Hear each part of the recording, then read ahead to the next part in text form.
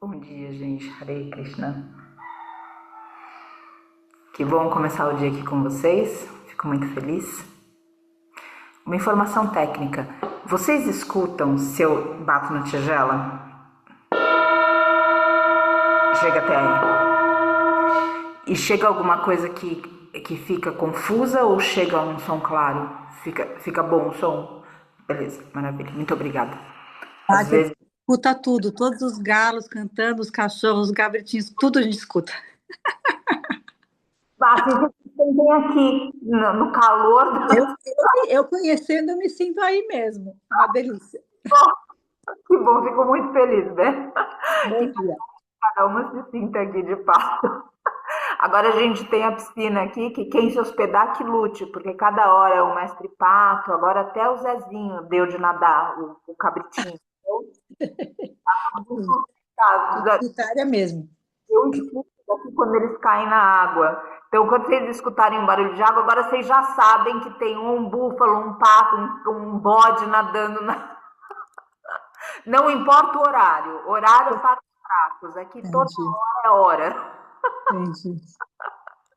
Graças, minha querida. Graças cada uma.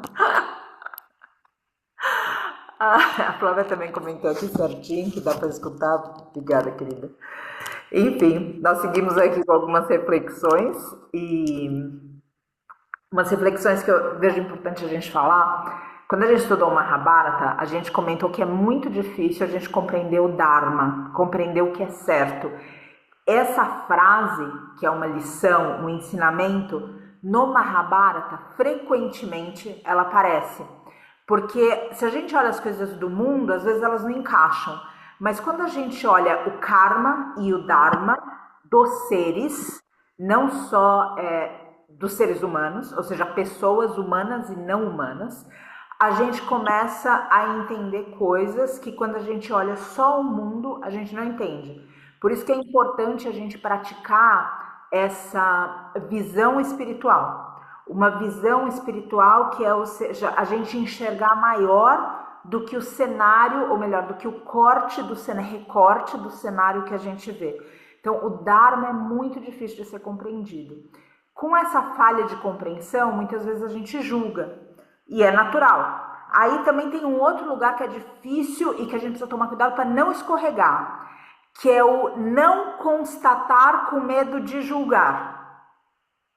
Vou repetir. Não constatar com medo de julgar. Então a gente sabe que o julgamento é ruim. Então a gente fala, eu não julgo ninguém. Aí a pessoa está na sua cara repetidas vezes, dando todos os sinais que você não deve confiar nela. Só que porque você está pautada e pautado nesse lugar gratiluz que não posso julgar, e de fato não se pode julgar, mas cuidado com esse lugar, ou seja, é um lugar de escorregar. Cuidado quando a gente olha e diz assim, putz, não, isso aqui é julgar, eu não vou. Só que todos os alertas foram ligados. Só que por causa desse comprometimento com a luz do não julgar, a gente escorrega porque a gente não entendeu. Então a visão espiritual não está no lugar. E isso aqui é uma coisa para a gente se abraçar, porque a gente está tentando ser bom, gente, a gente está tentando ser boa, então tudo bem. É melhor a gente fazer isso do que a gente ser a pessoa que está lá apontando o dedo e falhando. Então a gente está, do lado positivo, a gente está tendo cautela para de fato enxergar o ser. Só que quando o ser está se mostrando e quando a intuição está falando, cuidado para não ficar nesse ego terapeutizado e espiritualizado que não está vendo o que a pessoa está fazendo, falando e o que você está sentindo principalmente. Você não pode anular o que você está sentindo porque você fala, não posso julgar. Você não está julgando, você está vendo. Só que às vezes você não está vendo com esses olhos, você está vendo com o teu olho espiritual. E isso precisa estar numa atenção absurda. Porque outra vez, se a gente não está nessa atenção, a gente vai ficando nesse lugar, aqui em cima, de não julgar, tá tudo bem. E a pessoa está te mostrando. Então, tudo bem, ou seja, você não vai deixar de amar a pessoa, você não vai deixar de ajudar quando você puder, você não vai... Só que você vai ter certas cautelas, você pode amar o mestre leão, você não pode ter o mestre leão dentro da sua casa. Isso não significa que o mestre leão é ruim, mas que não dá para se relacionar com ele intimamente. Tem pessoas que são mestres leões, que não dá pra gente se relacionar com eles dentro da nossa casa. Então precisa ter certa distância, cada relação tem sua particularidade. Você pode amar um mestre peixe, você não pode colocar ele na sua sala, você não pode viver com ele embaixo d'água. Então é só entender os lugares que tudo isso encaixa no coração para a gente não escorregar no próprio ensinamento. Carol comentando, saí da terapeuta depois dela afirmar algumas vezes que isso é ruim, dissociação. Pois é. Ver as situações difíceis como algo parte da espiritualidade. Exato, Carol. E isso é uma atenção muito... É uma atenção constante que a gente precisa ter, porque se a gente não faz isso, o que acontece é que a gente acaba usando da espiritualidade para justificar as nossas quedas e as nossas falácias e falências enquanto ser humano. Então tem que tomar muito cuidado para espiritualizar o dia a dia. Isso precisa estar pautado no altar. Vamos espiritualizar o dia a dia. Mas a gente está numa época onde a espiritualidade começou a ser uma coraça do próprio ego.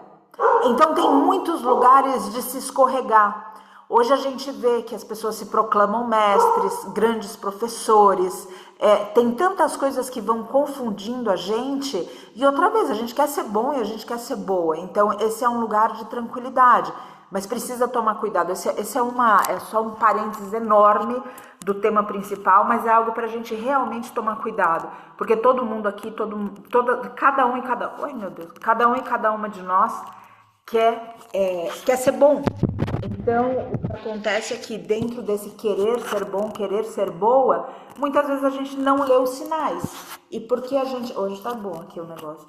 E porque a gente não lê os sinais... Deixa vocês tonto mexendo aqui no negócio, eu andando lá por... Porque a gente não lê os sinais, eventualmente a gente se machuca. Mas a gente deve também, ou seja, o outro é o outro e ele deve se responsabilizar pelo que ele fez, pelo que ele fala, pelo que ele faz. Mas a gente precisa desse olhar mais atento, até porque assim a gente não se decepciona com as pessoas. A gente consegue enxergar as pessoas em um lugar que é até compassivo também. Você olha e você diz, putz, não dá. Imagina uma mãe olhar para um filho e pensar que esse filho com 5 anos tem a mentalidade de 18 anos. Ela vai acabar machucando o filho. Então, até por um olhar compassivo, a gente deve olhar as pessoas por todos os sinais que elas estão dando para nós. E tudo bem, ou seja, vamos acolher. Só que entender o lugar das relações, né? O amor sempre é incondicional, a gente já falou. As relações a gente precisa... Meu Deus do céu, é hoje. É hoje. Quem tem labirintite, hoje cura ou sai daqui direto para o médico. Vai tomar remedinho durante a sessão. Acho que agora ele parou. Não sei. Pera. É isso. Então, é só realmente observar, porque outra vez, eu sinto as nossas intenções. E aí, sei das nossas intenções, né? Ou seja, a gente está aqui, esse horário, fazendo tudo isso porque a gente quer ser bom, porque a gente quer se reconstruir, se desconstruir. Tem tantas coisas acontecendo dentro de nós. E um mundo que está literalmente pegando fogo, né? Seja pela questão climática, seja por causa de bomba. Então, seja por causa do ódio. Então, tudo isso é muito delicado e a gente precisa realmente, ou seja, pautar essa bondade em algo que seja verdadeiramente espiritual e não a bondade do bonzinho. E eu sinto que a gente ainda dá uma escorregada aí, sabe? E entra no mesmo tema da gente querer fazer pelo outro e não com o outro. Tudo vai apontando para o mesmo lugar, aonde outra vez a gente está se excedendo e sem usar o que vem da fonte. Que o que vem da fonte através de nós é diferente do pequenininho que a gente pode dar. Porque quando a gente dá da gente, chega uma hora que a gente estoura, que é a hora que eventualmente a gente senta com a terapeuta, com o psicólogo, com a psicóloga, e eu também faço terapia, recomendo terapia para todo mundo aqui, e fala, putz, o que aconteceu? E aí, analisando as coisas, a gente esperou mais do outro, e esperou mais do outro pautado nessa espiritualidade que vê, ou seja, esse mundo melhora através do ser humano. E de fato, esse mundo vai melhorar através do ser humano. Só que é um trabalho individual, né? Por mais que a gente tente ajudar o outro lá de fora, é como sempre se diz, ou seja, é até a porta que se conduz, né? A gente só pode, mutuamente, os mestres, ou seja, ninguém conseguiu. É realmente cada um que tem que fazer por si.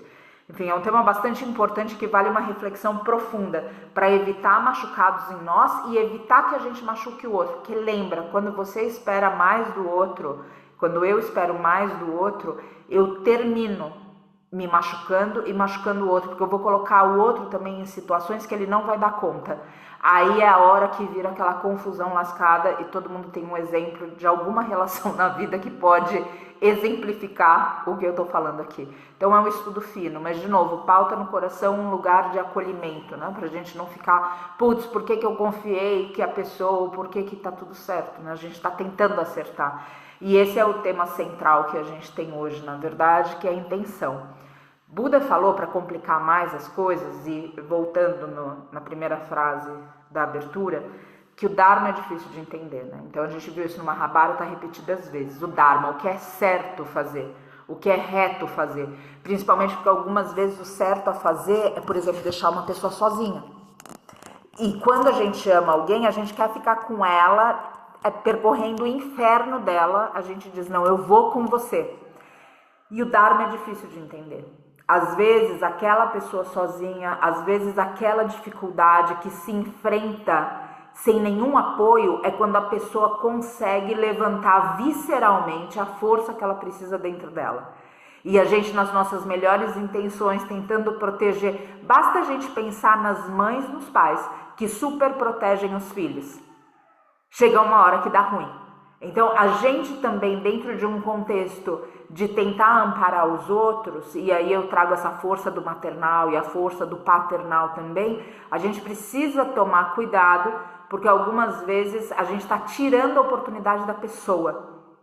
E isso é um karma para nós, termina sendo algo negativo para nós, mas foi pautado em boa intenção, mas é a boa intenção de uma criança espiritual, como o Buda se referia a nós, porque a gente não conseguiu ver tudo. Então pratica abrir essa terceira visão. Não é uma terceira visão mística, a gente fala, bom, agora então vamos enxergar místico, porque eu mesma, eu tenho coceira dessas coisas. Quando a coisa vem muito no gratiluz, eu começo a ficar meio... Precisa ser pautado num lugar, ou seja, de... A verdade, a espiritualidade, quando a gente senta na frente, aos pés de um mestre, ela não vem num lugar místico, florido, que as flores de lótus caem do céu e o chão se abre, daí os demônios começam a subir virando anjos. Não é assim.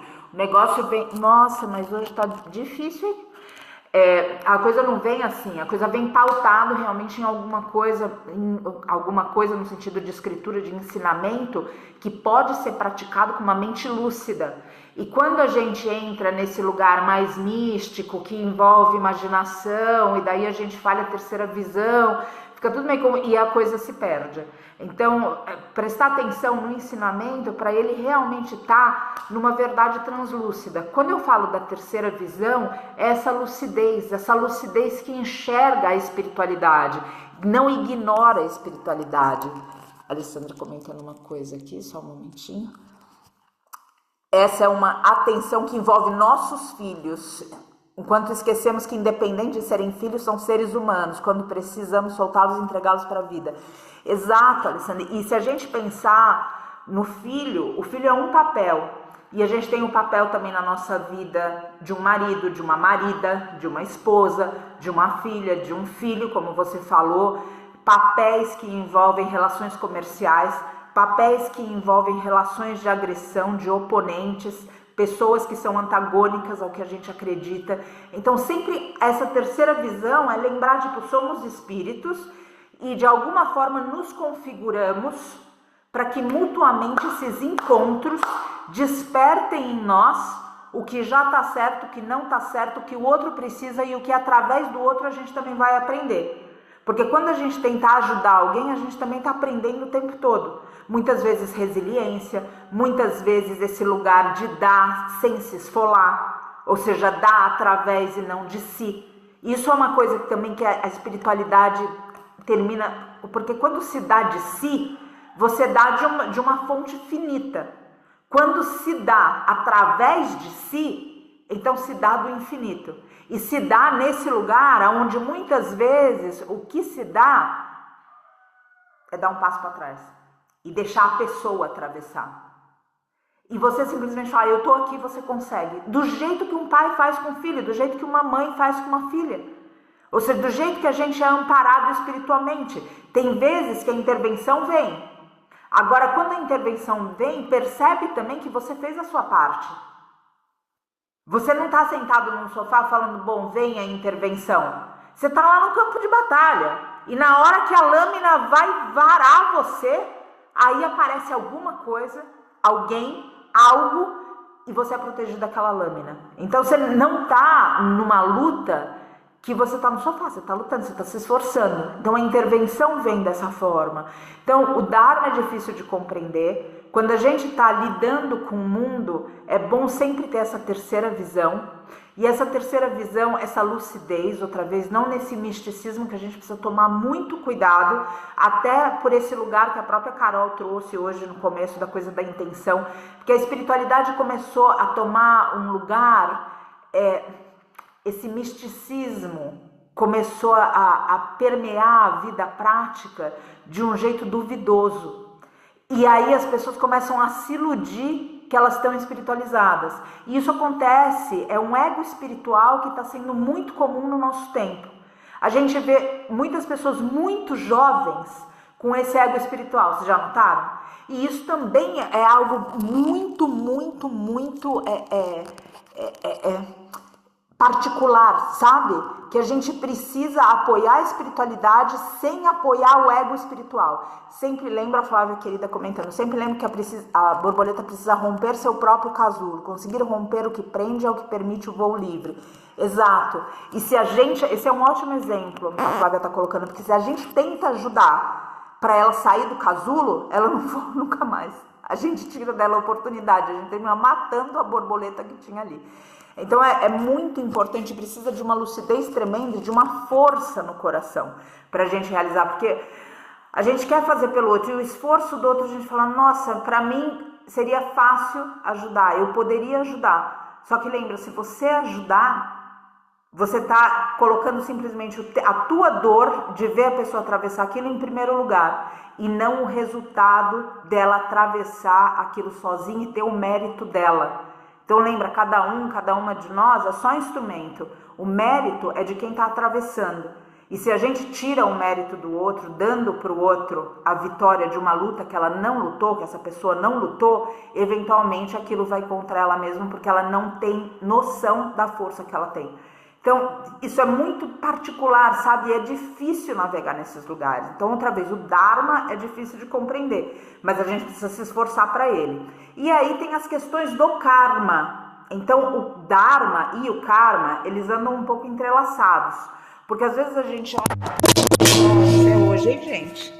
Todo mundo tá em dia aí, né? Labirintite, hoje cura. Hoje vai. Hoje vai. Não sei o que está acontecendo, tá caindo o negócio, nunca aconteceu. Bom, mas é isso, é o que temos para hoje. O Dharma, então, é difícil de compreender, o Karma também é difícil de compreender, e lembra, eles vão entrelaçados. Esse entrelaçado que eles vão, às vezes a gente olha e pensa assim, isso aqui é Karma, isso aqui é resultado de ação. Isso é consequência de alguma coisa que foi feita. Só que algumas outras vezes, porque outra vez, a gente vê o recorte, a gente vê o fio, mas a gente não vê a teia. E a gente duvida que tem aranha ainda por cima, então tá tudo muito bem.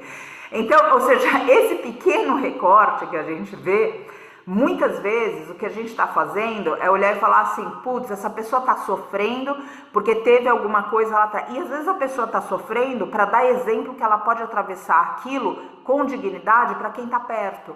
Às vezes a gente recebe um golpe, não porque a gente merece o golpe, mas porque a espiritualidade sabe que você vai segurar teu ponto, que você vai... manter o seu lugar, ocupar o seu lugar, e enquanto você ocupa o seu lugar naquele golpe, ou seja, respondendo com dignidade o que quer que aconteça, quem está ao lado, até mesmo o agressor ou a agressora, aprendem daquilo quietinha e quietinho, porque no final das contas a consciência é secreta, é entre Deus e você.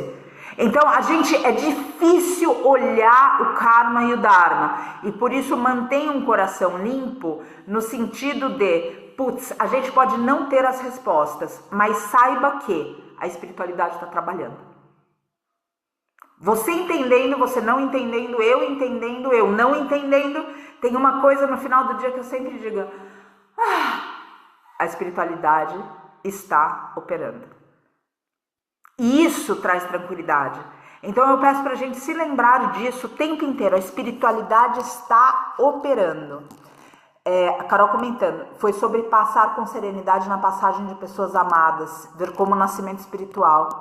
Ela achou ruim. Foi sobre passar com serenidade na passagem de pessoas amadas, ver como ela achou ruim. Aí é muito particular, Carol, e eu recomendo que a gente tenha também um lugar, mesmo para os nossos psicólogos e psicólogas, que a nossa fé seja preservada, ou seja, que a gente tenha encontros que permitam para nós crescimento, mas que a gente não coloque ninguém num lugar superior à nossa fé, ou que o nosso coração aponta. Então, enfim, o que eu trouxe aqui foi de uma outra perspectiva. Eu sempre acredito que essas coisas que envolvem a fé e a espiritualidade precisam estar em lugares sagrados em nós. Então, enfim, veja então, veja onde as coisas vão se encaixando aí dentro, né?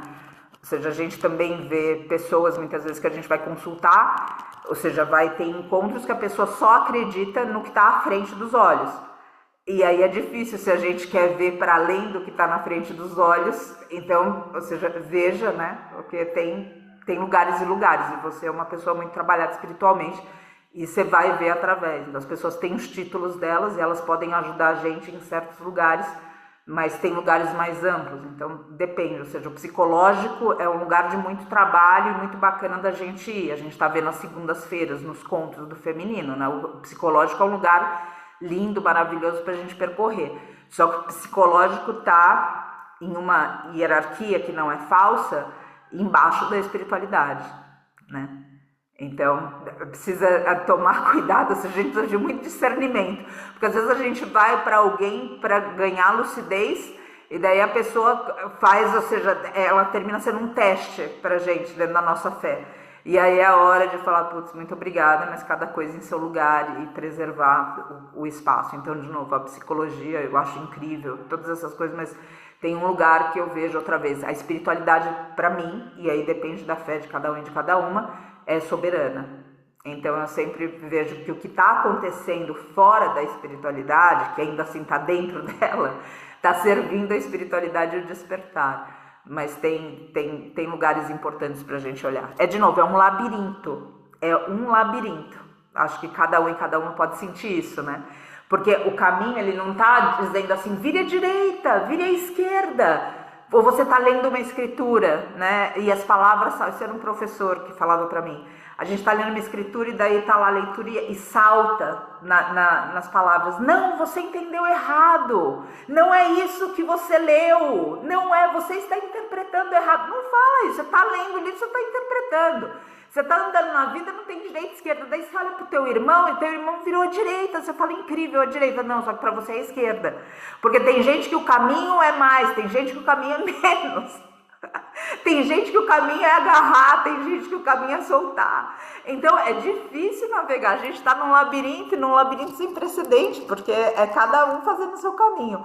Carlos comentando, querido, vejo que hoje no mundo das mídias sociais crescem muitos gurus espirituais, influenciadores com milhões de seguidores que têm o conhecimento e não a sabedoria, que não viveram no deserto da alma. Carlos, a Jetsuma fala para mim de um jeito cortante, assim, já falou algumas vezes, que não se pauta um mestre pelo carisma. E aqui no Ocidente, a história da rede social, ela está pautada como que a pessoa consegue se comunicar. E em todos os artifícios que ela usa, inclusive de marketing, para chegar, porque esses gurus, eles estão vendendo produtos, esses falsos gurus estão vendendo produtos digitais. Então, a Jetsuma sempre fala isso para mim, cuidado com carisma. Porque carisma é como se fosse um superpoder. Só que a pessoa está usando, em vez de envolver quem está na frente para a espiritualidade, ela envolve para si própria e para si própria. E aí, aí já viu. Porque geralmente quem vai está em algum tipo de carência, ou seja, está desesperado. Então o Vitor tem também um jeito de falar que eu acho divertido, trágico, aquele divertidor trágico que você ri de nervoso. Ele fala que quando a gente tá passando por uma necessidade, a gente está se afogando. Aí vem alguém e fala, segura aqui numa lâmina de espada. Daí a gente, tô me afogando, e vai lá e segura a lâmina de espada. Então tem que tomar cuidado desses gurus autoproclamados em rede social, esses coaches, né? Todas essas coisas estão acontecendo e a gente está vendo, porque realmente, ou seja, se a gente está num momento de carência, a gente vai e agarra, porque eles têm carisma. E eles realmente, como você falou, eles sabem usar as palavras. Só que isso não está pautado na vida e a gente também não sente que aquilo de fato traz a sabedoria que você está dizendo. Então fica num lugar que é raso. Só que para perceber isso precisa de lucidez. E quando a gente vê o que está acontecendo em rede social, lucidez hoje é palavra de luxo, é artigo de luxo. Quando a gente olha para o mundo, a gente olha e diz assim, nossa, o que está acontecendo aqui? Meu Deus do céu, o que é isso? Então é muito bom que a gente tenha essa lucidez e ao mesmo tempo cultivar um coração que é forte, porque senão a gente olha e diz assim, está tudo perdido. Mas presta atenção, a gente costuma sempre comentar isso, carisma não é de forma alguma o que determina um guru, um professor. A gente tem histórias dentro da Índia de pessoas muito mal-humoradas. O próprio guru, o próprio professor de Milarepa, que é considerado um santo tibetano, era uma pessoa de um gênio dificílimo, dificílimo, as escrituras relatam. No Ashtanga, quem é do Ashtanga, e muitos de vocês já tiveram contato, porque eu sou praticante do Ashtanga Yoga, Krishnamacharya, que teve 3 alunos só, 3 discípulos. Esses discípulos espalharam a Ashtanga no mundo. Eu falo para vocês, se dependesse do Krishnamacharya, até esses 3 teriam morrido de desgosto, porque ele não fez questão nenhuma de ensinar. E ele mostrou todos os testes que tinham para ensinar. Agora, de novo, dentro das raízes, foi ele que trouxe. E ele ainda, quando ele estava no Himalaia, tem uma lenda que ele fala para o guru dele, eu faço qualquer coisa por você. Qualquer coisa, eu encontrei meu caminho, ele realmente, ou seja, qualquer coisa eu faço por você, vou viver aos teus pés. Aí o guru dele falou para ele, então volta para o mundo e ensine yoga. Ele, não, mas isso eu não quero. Não, mas é isso que eu estou te pedindo, você não falou que faria qualquer coisa por mim? Volta para o mundo e ensine yoga. E aí ele volta, mas ele volta nesse mau humor e nessa falta de carisma. Então ele tem 3 professores, 3 alunos, perdão. Esses 3 discípulos são responsáveis por espalhar o Ashtanga no mundo e cada um faz traz essa missão de uma forma diferente. Ou seja, com a própria personalidade, com o próprio método, mas é outra vez, ou seja, o carisma não define um mestre, e hoje a gente em rede social está iludido pelo carisma de tantas pessoas que estão aí, inclusive com falsas intenções ou duvidosas intenções, porque no fundo não querem colocar ninguém em nenhum caminho, querem vender um produto digital e fazer uma vida em cima do sofrimento do outro. Então ai, que mundo, né? Que momento! Então é uma coisa boa que o Carlos trouxe, como cada uma que está trazendo a própria reflexão, porque a gente precisa realmente olhar. Olha como as pessoas vivem. A gente precisa aprender a olhar isso. Olha como as pessoas vivem, porque a gente ainda não consegue ver intenção. Tem lá para trás, a gente vai voltar no tópico da intenção, que eu vi aqui o horário, que óbvio nos meus talentos de falar mais do que é permitido no horário, a gente volta no tópico amanhã da intenção ainda. Mas, por exemplo, dentro da linhagem budista tibetana, eles dizem que para existir um professor do Dharma, olha só que parâmetro totalmente diferente, e pautando nessa história de rede social, daí a gente começa a ter mais calafrio. Olha só que interessante, que o professor do Dharma é uma pessoa que tem clarividência. Imagina, hoje as pessoas não têm nem lucidez, quem dá clarividência, ou seja, não nem fala assim, que bom, feliz de quem viveu nessa época. Por quê? Porque o sujeito que está ensinando precisa conseguir ver o que o outro é capaz de aprender, e não o que ele tem para ensinar. Olha só que salto isso. Então não é que o mestre vem e entrega tudo que ele tem. Ele vê, ele fala assim, qual é o tamanho do potinho que você tem para receber? E aí eu vou colocar isso para você dar conta disso, eu dar conta disso, cada um dar conta disso, e aí vamos para mais. Porque se colocar mais, a gente já estudou em tapas, em austeridade, a gente está vendo isso, que dá perturbação na mente. Se a gente recebe mais do que a gente consegue lidar, a mente se perturba. E o resultado todo disso aqui, desses estudos, é a gente conseguir atravessar a vida num centro onde a gente dá o nosso melhor e não julga o pior do outro. A gente acolhe o demérito do outro? Não, a gente acolhe o outro. O demérito a gente sempre vai ter uma postura firme. Mas essa mente lúcida e clara, esse coração que está disposto a amar continuamente, ele está lidando com a informação para essa informação ser sabedoria, como o Carlos trouxe também. Não é simplesmente uma pauta vazia aqui em cima. Só que tudo, imagina, esse era o professor de Dharma na linhagem tibetana do que deve ser um professor do Dharma. Agora hoje, imagina, a gente tem lucidez e além da lucidez, a questão desse misticismo acontecendo e clarividência nem pensar, então é bem difícil mesmo. A gente precisa ter um coração bastante firme, assim, bem no lugarzinho mesmo e uma mente bastante clara para perceber tudo isso. Tem uma outra coisa dentro da espiritualidade, de novo, a gente volta na intenção amanhã ainda, porque Buda falava que o karma e o dharma, eles estão pautados em intenção e não em ação. E eu quero desenvolver um pouco isso amanhã, pelo seguinte, um pouco mais isso amanhã, porque às vezes a gente olha e não entende, porque, por exemplo, a gente vê pessoas boas, que estão fazendo coisas boas, passando por coisas difíceis. E a gente fala, nossa, mas a pessoa não merecia isso. Só que a pessoa está vivendo não o karma dela, ela está vivendo o dharma dela. Tá? E tem um outro aspecto, que a pessoa está passando a dificuldade, não porque eventualmente ela está no dharma, mas porque ela está no karma, não do que ela fez. Olha que... essa espiritualidade. Segundo Buda, ela está no karma não do que ela fez, mas da intenção que ela colocou fazendo. Ou seja, eu estou fazendo bem. Vamos pensar numa empresa que fala que quer vender um produto porque ela está preocupada com a questão ambiental. E na verdade ela está se lixando para o ambiente. O que ela quer é vender mais usando uma pauta que agora virou quase um nicho de mercado para atrair pessoas. Então quem está por trás disso eventualmente vai colher alguma coisa ruim.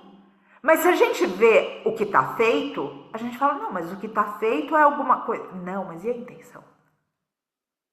Então, olha como é difícil entender, porque às vezes a gente olha e fala, putz, por que a pessoa está sofrendo tanto? Está passando, não sofrendo, mas a gente olha de fora e fala assim, a pessoa passa muita dificuldade, por que passa tanta dificuldade? Está vivendo o dharma dela. Assinou um contrato quando estava ébria, lá no céu, estava lá sob a ação tóxica e falou, não, pode dar para mim que eu resolvo tudo. Pode, não tem problema não. Pode mandar, eu resolvo, eu faço tudo. Então daí chegou na Terra, não é karma, é dharma.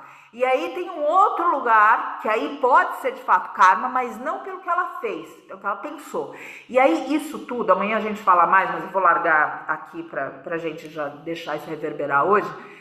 Isso tudo aponta para nós a necessidade de tapas de novo, da austeridade, porque é a austeridade que vai purificar a mente. Quando a mente é purificada, a intenção é correta. A intenção, ela entrelaça com a ação. E às vezes a gente está fazendo coisas secretamente para alguém que a gente fala, não, é certo fazer isso, eu preciso aprender. Por que a pessoa não faz? Já cansei, já falei 10 vezes. A nossa mãe às vezes fala isso pra gente. Quem é mãe pode falar isso pro outro. Quem tá cuidando de alguém pode falar isso pro outro. Pode pensar, mas enquanto tá fazendo. Eu tenho uma coisa muito pessoal que eu dificilmente como comida que alguém preparou fora na rua simplesmente porque tá ganhando dinheiro para fazer comida. Porque aquilo tá entrando dentro de mim. Então eu fico assim, eu falo, não, eu quero comer comida que alguém fez porque queria cozinhar. E não porque simplesmente está sendo pago para cozinhar.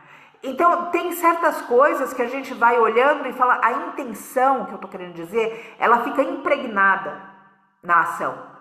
Ela não fica separada, secreta. O que ela impregna na ação é o que, eventualmente, a gente não vê. Mas a espiritualidade vê. Porque a espiritualidade... E a espiritualidade, de novo, esse Deus, esse grande mistério, não vê do lado de fora, vê do lado de dentro. A gente pode impressionar as pessoas, mas a gente não pode impressionar Deus. Porque Deus está vendo lá de dentro. Então precisa limpar do lado de dentro, para a intenção estar correta. E esse limpar do lado de dentro é a parte que a gente vê, por exemplo, quando a gente vai na Umbanda e vai dar passagem para alguém. Quem é cavalo, quem incorpora. Quando a gente vai dentro dos círculos budistas para fazer certas orações. Eu vou chegar no mesmo ponto. Quando a gente vai no catolicismo, então precisa colocar a roupa branca, precisa colocar uma roupa especial, precisa tomar banho antes, precisa se benzer, ser benzido. Tudo isso acontece do lado de fora. O que essas religiões antigas diziam é a limpeza do lado de dentro. Do lado de fora, você se apresenta como dá. Chegou na frente do altar, glorifica o Senhor. Agora, do lado de dentro, precisa estar limpo. E a gente está fazendo tudo ao contrário. A gente vai lá impressionando do lado de fora. E do lado de dentro, Deus nos acuda. Então, olha só como a intenção é importante. A intenção se purifica através de tapas. Eu quero falar mais disso, eu vou continuar amanhã para a gente conseguir ir para a Gita, que é um outro estudo profundo que a gente tem. E para fechar isso daqui, a gente deve usar a espiritualidade para que a gente não só atravesse o sofrimento, tá? A gente precisa usar a espiritualidade para acabar com o sofrimento. Quando a gente fala da intenção, quando a gente fala de alinhar tudo isso, a gente está falando que a gente não só vai ter o alívio daquele sofrimento específico, como a gente está trabalhando pelo fim do sofrimento, ponto. Então, toma cuidado como a gente está invocando isso tudo. Porque às vezes a gente está simplesmente querendo parar de sofrer em um caso específico. Então, em vez da gente querer parar de sofrer num caso específico, vamos alinhar a nossa intenção para a gente deixar de sofrer, ponto. Ter essa mente lúcida que é capaz de ver. E aí, a gente começa a desvincular a nossa paz de espírito do que é sofrimento e felicidade no mundo. Isso é uma baita liberdade. Só que são tópicos profundos, ou seja, vamos trazer mais disso amanhã, da intenção, para a gente entender como alinhar isso e como olhar. A gente precisa estar observando do lado de dentro. E quando desvia, alinha de novo. Se lembra, respira, traz a presença, essa presença de quem você acredita que caminha com você por trás do véu. Traz isso sempre, para outra vez, para a intenção cada vez ser mais pura, a ponto do que manifestar através de nós seja nessa pureza e não dentro do que a gente tantas vezes influencia de uma forma negativa. São muitas reflexões juntas dentro desse tópico da intenção e da espiritualidade. Por isso que eu quero voltar amanhã, para a gente continuar um pouquinho mais isso e fechar a intenção de um jeito que a gente amarre todas essas pontas soltas que ficaram de reflexões variadas aqui. Mas entendam isso com clareza. Karma é difícil de entender, Dharma é difícil de entender. O que a gente pode fazer, em vez de se procurar a resposta, procura se alinhar do lado de dentro. E aí, aos poucos, você vai ver que, embora a gente não tenha respostas específicas, a gente vai se contentar em não saber, porque existe uma compreensão maior. É um paradoxo, porque dentro começa a existir um silêncio, inclusive da confiança que existe algo maior que a gente operando. E a gente precisa lembrar disso o tempo todo, para o mundo não iludir a gente com as coisas que a gente vê. Faz sentido, gente? Muitas reflexões juntas e muitas pontas soltas, mas amanhã a gente volta na intenção. O que ficou de hoje, mesmo com ponta solta, fez sentido? Estamos aí? Estamos. Ótimo. Então tá bom. Muito agradecida pelo tempo de cada um em cada uma aqui. A gente segue com a Bhagavad Gita. Eu vou pedir só pra gente terminar, não pular de uma coisa pra outra, mesmo com o tempo estourado, que é uma tradição da casa. A gente alinhar nossa coluna um momentinho e fechar os nossos olhos. Só pra gente fechar esse assunto daqui, com o nosso telefone que tá testando a labirintite. Fechar os olhos. Alinha a coluna.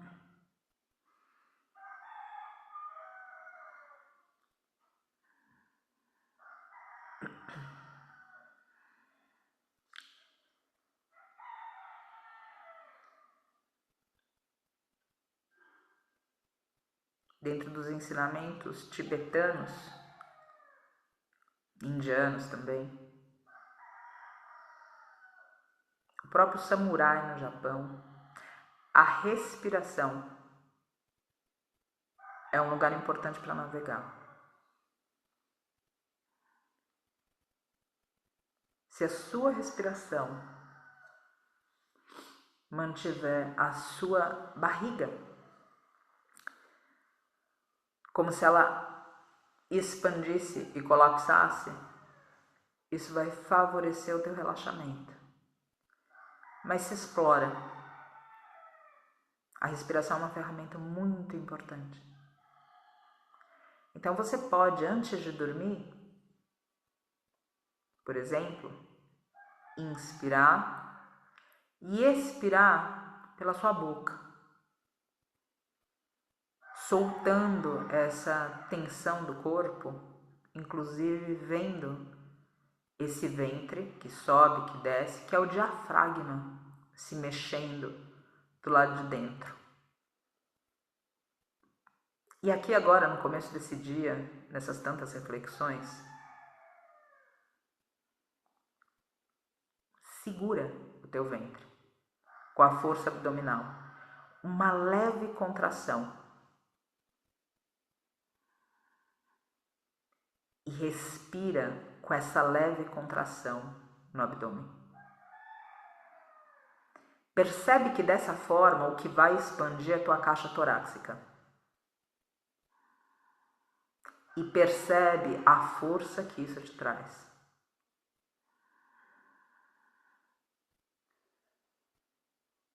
Não existe tensão, existe uma contração voluntária no seu ventre. Mais para frente você pode usar essa contração um pouco mais abaixo, em algo que se chama mula bandha. Mas nesse momento, apenas entenda que existe uma leve contração que você pode fazer e que na inspiração tua caixa torácica vai expandir. Vai se preencher e na expiração, com essa contração, você não vai colapsar. Através do prana na tua respiração, você é conduzido e você é conduzida. A expansão dessa caixa torácica que provoca de dentro para fora o seu cardíaco. Do coração físico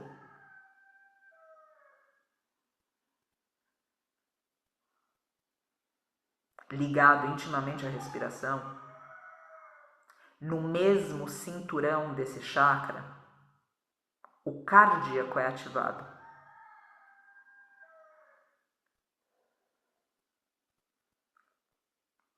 Quando você não souber o que fazer, quando o mundo escapar das razões lúcidas que a sua mente consegue alcançar,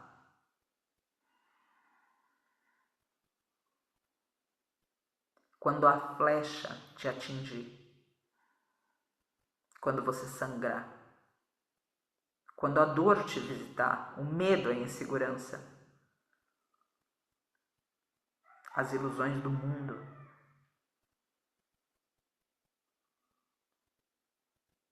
quando elas parecerem te seduzir, trava teu meio do corpo. Respira expandindo tua caixa torácica. Nesse cinturão que é provocado pelo físico, chega no teu cardíaco e ali recebe tua instrução. O mundo pode iludir a mente, mas nada pode contra o coração. Se edifica do lado de dentro.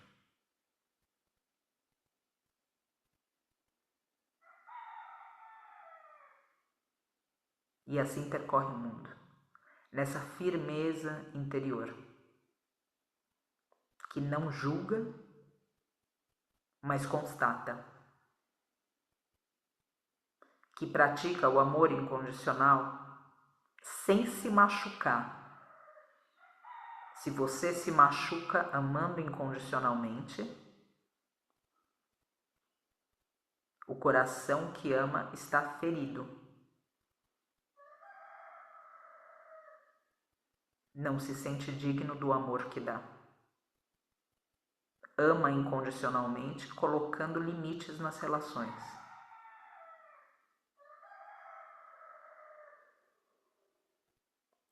Pauta a tua intenção no que o teu cardíaco é capaz de te mostrar.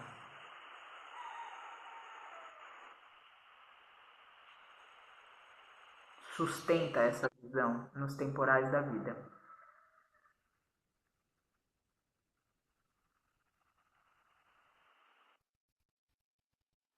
E dessa maneira,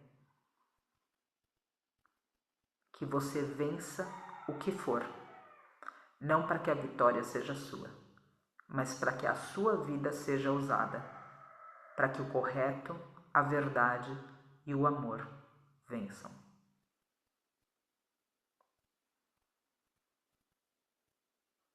Tua respiração é a respiração de Deus.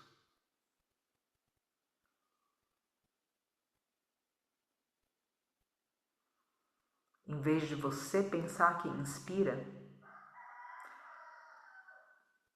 se lembra, Deus respira através de você. Confia e permite que esse sopro vital te conduza.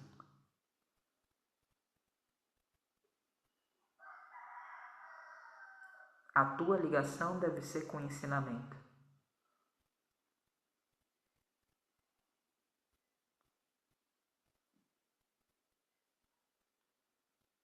Realiza o que você aprendeu no seu comportamento.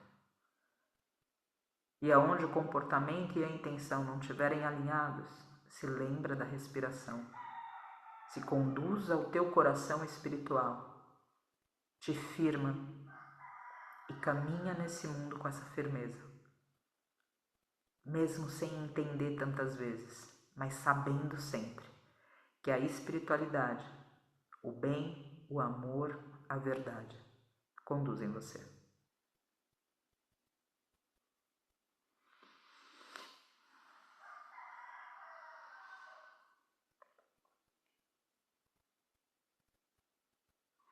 Inspirando, expirando as palmas juntas. Namastê. Agradecimento a todos os seres divinos que nos amparam humildemente, até mesmo quando são ignorados. Graças, gente. Seguimos agora, nesses 12 minutos que nos faltam. A gente ainda está introduzindo o segundo capítulo, eu vou trocar de link. Agradeço por vocês aqui e por me receberem com tanta generosidade nessas variações de horários que a gente tem feito por aqui. Se alguém ou muitos de vocês, alguns, quiserem comentar alguma coisa sobre os horários, quiserem mudar alguma coisa, eu outro dia abri uma enquete porque eu fiquei um pouco insegura nisso tudo. E lembra, a gente está construindo isso a muitas mãos, então se estiver saindo de um lugar onde a gente esteja indo por bons caminhos interiores, que a gente se manifeste para poder construir a muitas mãos e de repente mudar a forma como esses programas estão estruturados. Muito obrigada de qualquer forma, nos encontramos daqui a alguns minutos, eu vou trocar o link. Namastê.